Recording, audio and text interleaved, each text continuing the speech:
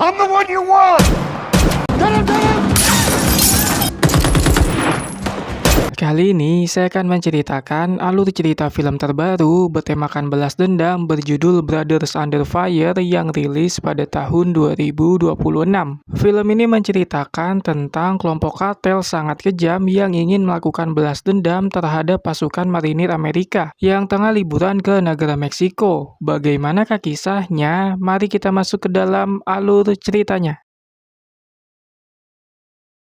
Terjadi sebuah peperangan besar di Suriah, lebih tepatnya 50 km di bagian timur ladang minyak pegunungan Al-Omar, yang melibatkan tentara Amerika melawan kelompok pemberontak lokal. Siapa sangka bahwa tentara yang dikenal sebagai negara adidaya bisa disudutkan dan hanya bisa berlindung di balik bebatuan. Mereka hanya bisa menunggu sembari memberikan tembakan balasan. Itu pun amunisi yang mereka miliki tinggal sedikit. Sampai akhirnya terdengar suara pesawat jet penolong yang langsung meluluhlantahkan kelompok pemberontak sampai tak tersisa. Yes, sir! 40 meters behind! There's better cover! You're clear for your move! Delay them in there!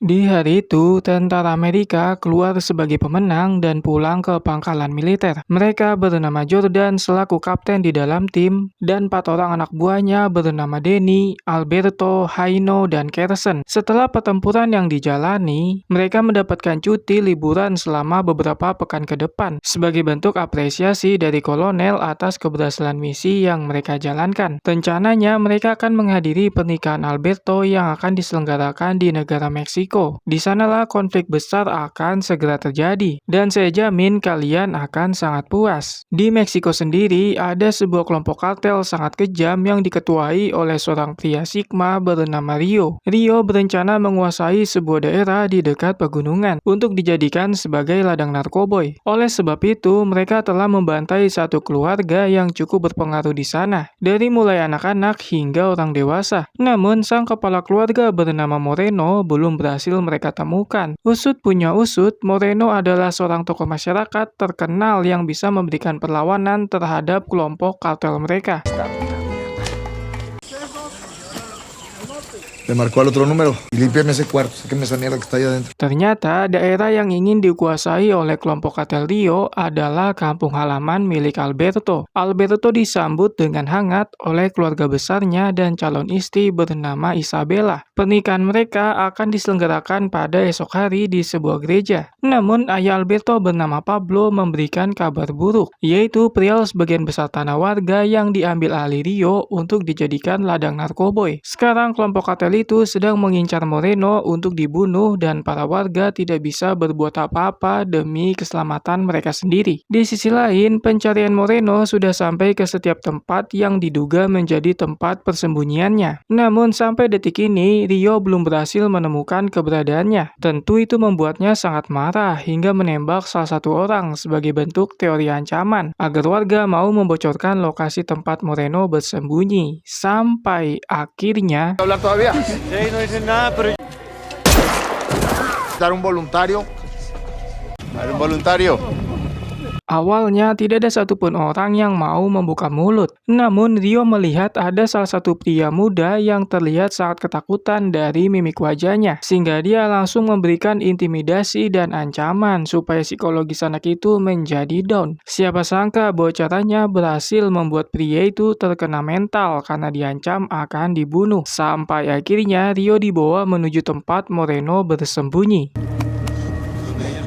¿Escucharon, hijueputas? Ahora No se preocupe, es para abrir la puerta, tranquilo. Ternyata Moreno bersembunyi di sebuah ruangan rahasia yang sangat sulit disadari oleh siapapun, lantaran terletak di balik gantungan baju yang hanya bisa dibuka menggunakan sebuah pedang karena gagang pintunya tidak ada. Dia langsung disuruh berlutut di hadapan Rio yang selama ini telah mencarinya. Di sini Rio mengaku bahwa dirinya sangat kesulitan menemukan keberadaannya, dan sekarang sudah tidak ada ampun baginya. Pada saat itu juga Moreno langsung ditembak mati, sedangkan si pria muda yang berkhianat diangkat oleh Rio untuk menjadi pekerjanya.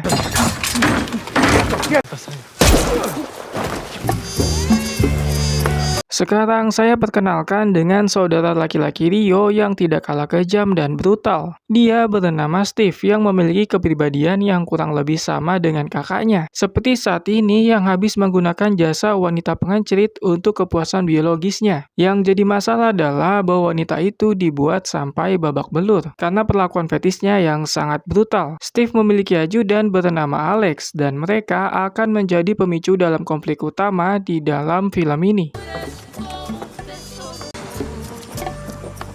Sementara itu, Alberto sudah bersiap-siap dengan pakaian sangat rapi karena dalam hitungan menit pernikahannya akan segera digelar. Semua teman-temannya yaitu Danny, Haino, dan Kersen terlihat sangat tidak sabar menantikan salah satu momen paling indah dalam hidup. Begitupun juga dengan sang kapten yaitu Jordan yang terlihat senang dan sedih melihat prajuritnya akan menjalin ikatan suci pernikahan. Hal itu juga dirasakan oleh Isabella yang sedang di make up adiknya. Di satu sisi dia sangat senang karena menikah dengan Alberto, pria yang sangat dicintainya. Namun di sisi lain, dia sangat sedih karena setelah menikah, mereka akan pindah ke Amerika dan akan menetap di sana. Sehingga momen-momen kebersamaan mereka akan berakhir, tapi tidak untuk selamanya.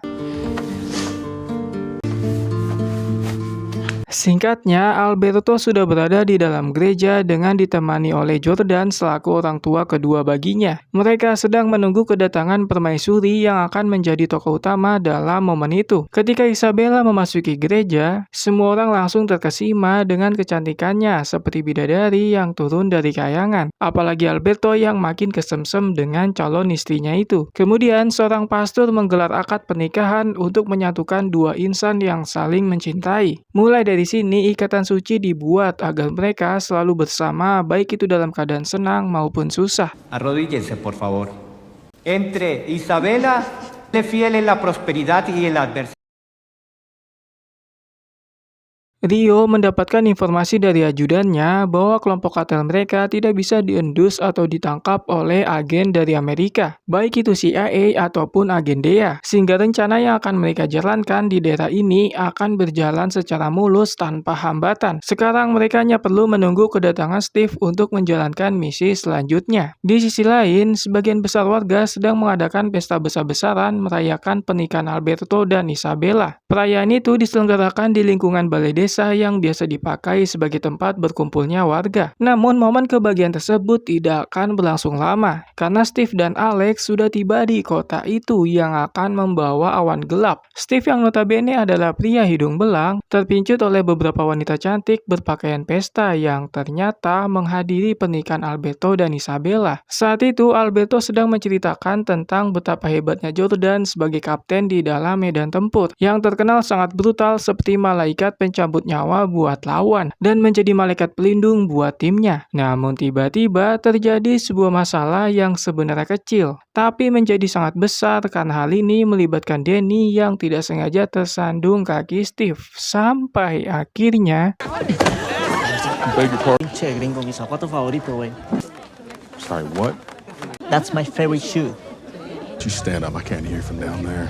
Danny dengan legowo meminta maaf karena tidak sengaja tersandung kaki Steve yang membuat sepatunya menjadi kotor. Namun Steve yang notabene memiliki watak yang sangat keras merasa bahwa meminta maaf saja tidak cukup, melainkan sepatunya harus dibersihkan dengan cara menjilatnya. Sebagai tentara, Danny tidak terima dengan permintaan itu karena merasa bahwa dirinya sedang dijatuhkan. Hingga akhirnya keduanya sama-sama memanas dan akan segera terjadi baku hantam. Namun untungnya ada Alberto yang berusaha melerai dengan meminta kepada Steve buat pergi saja dari sana. Namun Steve masih tetap kekeh berlagak petantang petenteng sampai-sampai membuatnya juga termakan emosi, lalu mengancam akan melakukan sesuatu terhadapnya jikalau masih songong. Merasa dirinya adalah seorang kartel paling ditakuti, Steve malah semakin tertantang dan inilah yang terjadi.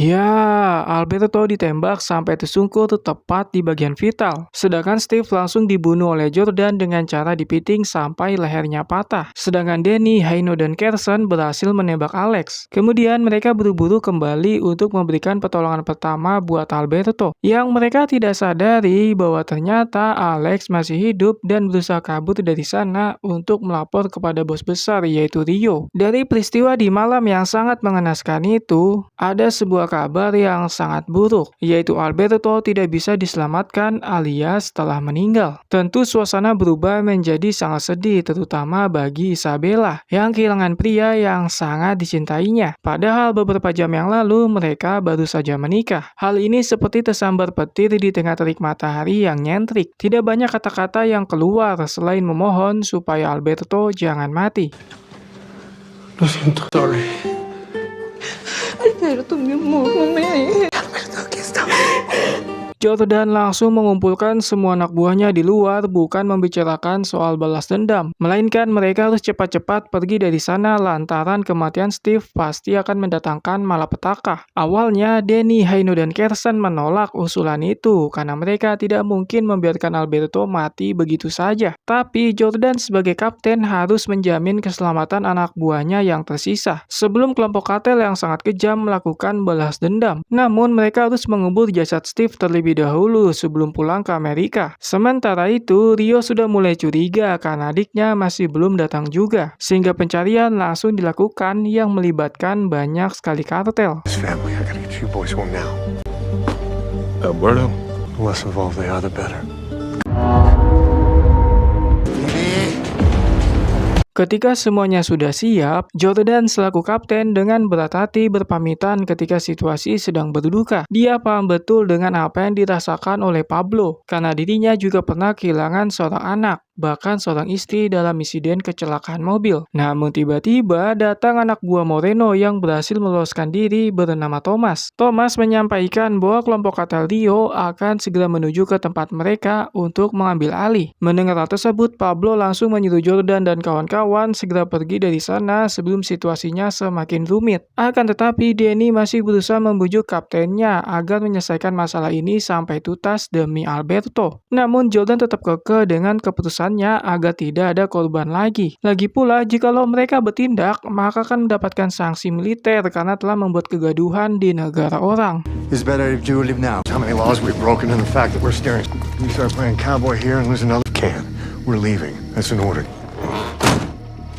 Mereka dipandu oleh seorang pria bernama Miguel untuk keluar dari negara Meksiko dengan aman. Namun tiba-tiba mereka menemukan sebuah mobil berhenti di tengah jalan, yang ternyata adalah ajudan Steve yaitu Alex yang sudah meninggal sebelum sampai ke markasnya. Jelas ini adalah petanda baik buat Jordan dan kawan-kawan, sehingga mereka akan menyembunyikan mayatnya demi keamanan. Tapi keberuntungan itu tidak berlangsung lama, lantaran tiba-tiba datang sebuah mobil dari kejauhan yang ternyata adalah satu kompi kelompok kartel Rio yang diperintahkan untuk mencari Steve dan Alex. Haino, Carson, dan Miguel diperintahkan untuk bersembunyi karena mereka akan melakukan penyergapan, sedangkan Jordan dan Danny akan berhadapan langsung dengan mereka. Salah satu pentolan kartel yang merupakan ajudan Rio langsung mengintimidasi karena melihat Alex yang sudah mati. Dia memberikan penawaran yang cukup mengerikan, yaitu mereka mau dibunuh dengan cara seperti apa. Namun sebagai tentara yang sudah dilatih sangat keras, Danny tidak gentar sedikit pun dan malah menantang untuk membunuhnya sekarang juga. Begitupun juga dengan Jordan yang memancing perhatian mereka. Ketika momentumnya sudah pas, aba-aba langsung diberikan untuk melakukan penyerangan. Tak butuh waktu lama, Haino, Carson, dan Miguel berhasil membantai mereka. Namun dari insiden tersebut, Danny terkena tembakan di bagian perut dan harus mendapatkan pertolongan secepatnya. Pada akhirnya, Jordan memutuskan untuk kembali ke desa demi menyelamatkan anak buahnya. Dia juga memutuskan melawan kartel Rio yang pasti akan datang untuk balas dendam. Semua itu berkat Carson yang membujuknya karena tidak ada jalan selain melawan. Run, ass coward, dipshit! You try. Danny, change of plans. We're going back to the. You're gonna be all right, big man. They don't come back. They don't report.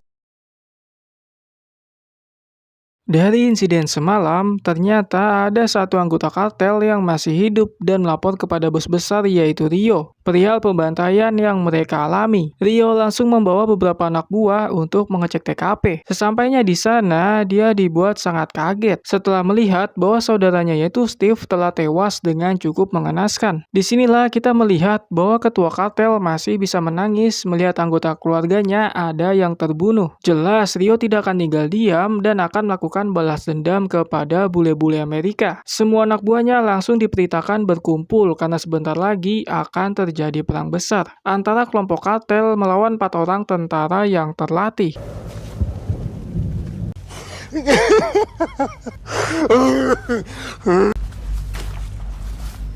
Todo lo que pasamos, cabrón.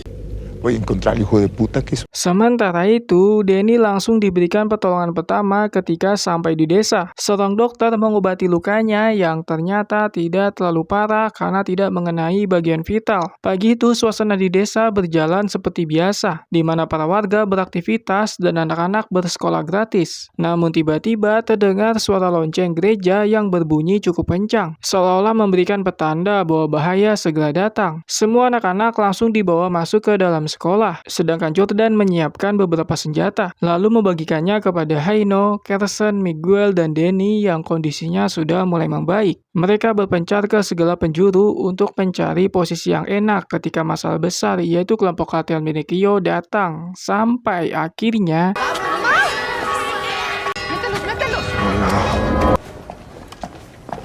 Check the schoolhouse with Isabel and the kids. Yeah.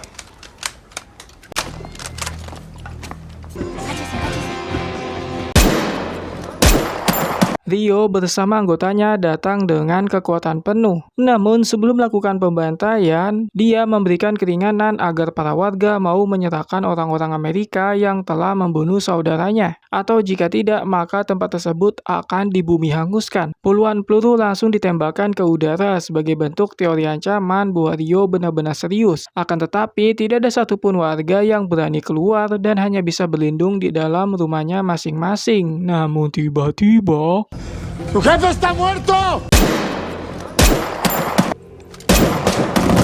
¡Tráiganme a los gringos! What do you want? Get him, get him! Pertempuran dibuka oleh Jordan yang melepaskan beberapa tembakan dengan diikuti oleh Carson yang berjaga di atas menara. Sedangkan Denny berusaha melakukan backup dari kejauhan. Namun kelompok kartel Rio memberikan counter attack dengan jumlah pasukan yang lebih banyak. Semua anggota kartelnya diperintahkan berpencar untuk melumpuhkan mereka. Siapa sangka acara itu berhasil membunuh salah satu prajurit Amerika yaitu Carson lantaran dikepung. Sedangkan Denny hanya bisa melihatnya dari kejauhan.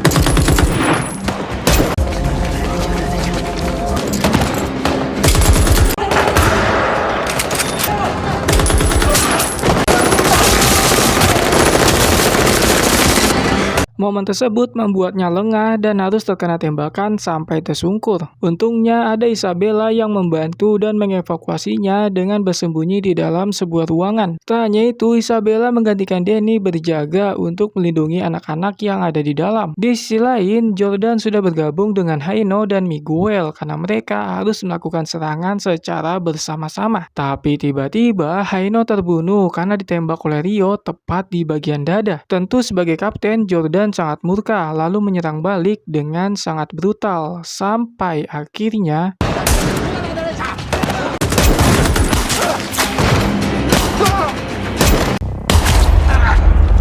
ya, Jordan berhasil membunuh semua anggota kartel dengan sangat cepat. Namun dia juga terkena tembakan oleh Rio yang membuatnya langsung lemas seketika. Di detik-detik terakhir sebelum tidak sadarkan diri, Jordan berhasil menembak mati Rio, bos kartel yang terkenal sangat kejam, sehingga warga desa bisa terbebaskan dari bayang-bayang kelompok kriminal yang berniat menguasai tanah mereka.